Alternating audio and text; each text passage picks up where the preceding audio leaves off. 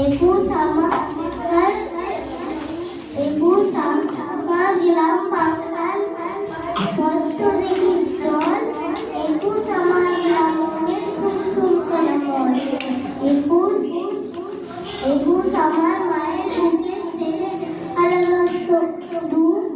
একুশ আমার মনের চোখের ভাই আলোস্ত। একুশ চাল দিবস সবাই তাহা জানে। একুশকে তাই সারা বিশ্ব আন্তর্জাতিক মাতৃভাষা দিবস হিসেবে মানে। নমস্কার।